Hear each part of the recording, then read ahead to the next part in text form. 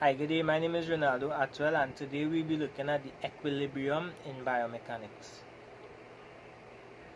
So, to begin, start with the objectives. It will be understanding levers, the mechanical advantage and the static equilibrium, center of gravity in biomechanics, and stability and balance in biomechanics. So, what is a lever? A lever can be described as a rigid bar that rotates on a fixed point. There are three types of levers, and they consist of a fulcrum, effort, and resistance. So, the type of lever would be based on the relative position of the fulcrum, the resistance, and the effort, right? So, there's the first class lever, the second class lever, and the third class lever. In the first class levers, we have the fulcrum in the middle, and then we have the effort and the resistance on either end, right? So a common example is the scissors, where the screw would be the fulcrum, the handle would be the effort, and the resistance would be whatever material you're trying to cut. That would be the load. In the second class levers now, we have the load or the resistance in the middle, the fulcrum on the end, and the effort on another end. So a common example would be a wheelbarrow, where whatever material you're carrying would be the load in the wheelbarrow, the fulcrum would be the wheel, and the effort would be the handle, or you putting in the effort to carry the load. So third class lever, this is where the effort is in the middle, and you'll find the fulcrum and the load on either end, right? So these are most common levers found in the human body. An example of this could be like a shovel, where the load would be the sand or the gravel, and the fulcrum would be the other end of the shovel, and the effort would be where you would apply the effort to lift up the gravel or the load. Torque and moment arm.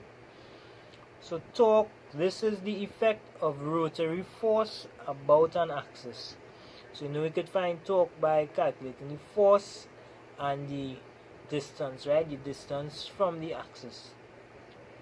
The moment arm, this is the shortest perpendicular distance between a force's line of action and axis of rotation. So this is the distance of where the force is applied and the axis, right?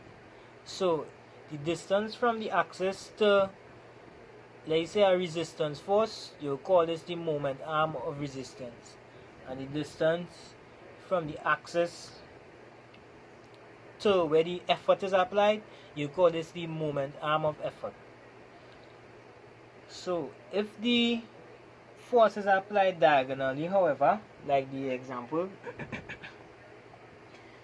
you would see the moment arm would change, because the moment arm must be perpendicular from the axis of rotation.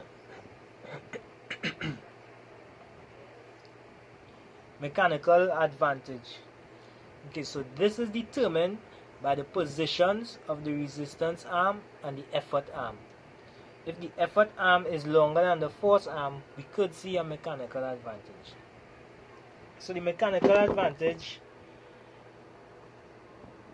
if the effort is longer than the load arm, we will see a mechanical advantage, right? Because the effort, this would require less effort to carry more load because of the distance of the effort arm. So this, you'll get a force advantage, right? However, in the third class lever, the load is longer, the load arm is longer than the effort arm. So this would give us a force disadvantage, right? However, we would get a speed range advantage. The first class lever could vary, right? So in this first class lever, you'll be able to get a speed range advantage or a force range or a force advantage depending on where the effort and the load and the fulcrum are, right?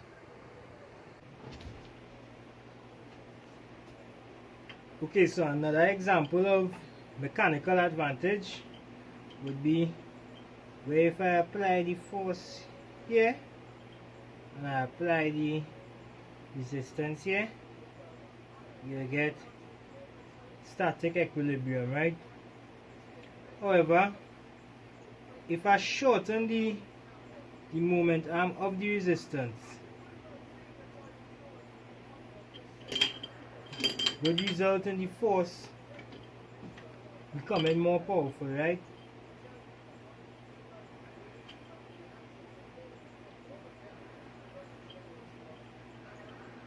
However, if I shorten this distance and add a weight,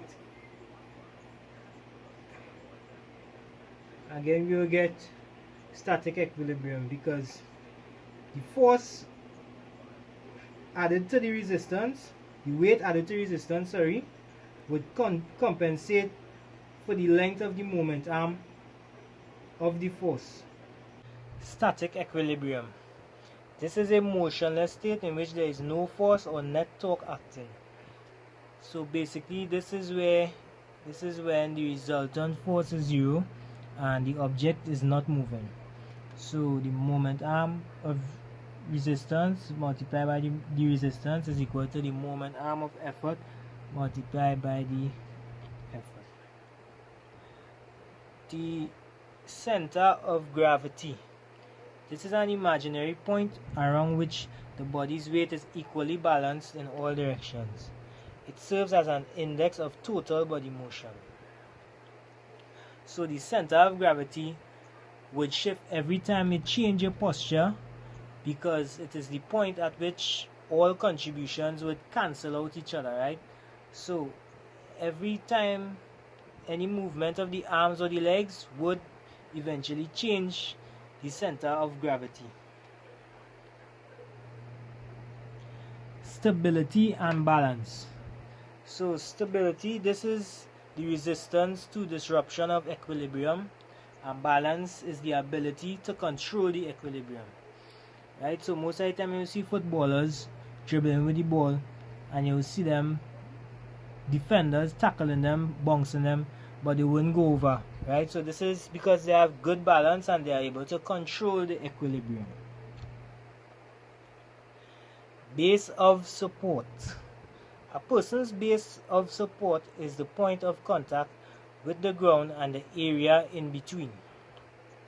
So once the leg move off the ground, the base of support would change. So depending on how wide the person's leg is, would result in better stability and balance, right? So the less they have on the ground would be less stability and balance, right? So ways in which we could increase stability: increasing body mass by increasing the friction between the body and the surfaces of contact, increasing the size of the base support. So basically that is what I was just saying just now. Once you open out your legs, for example, when a footballer protecting the ball, he would widen his legs in order to get more balance if players bouncing him or tackling him from behind, right, to protect the ball. Positioning the center of gravity near the edge of the base of support on the side of the external force. Again, we could use football here. So depending on the direction of the tackle or the external force, a footballer would actually put his body weight on that side, right? So he would position the center of the gravity near the edge of the base of the support, more to the right hand side. If the external force is coming from the right hand side, he would put gravity. He would position the center of gravity on the right hand side. This way, you will have a better stability to protecting the ball.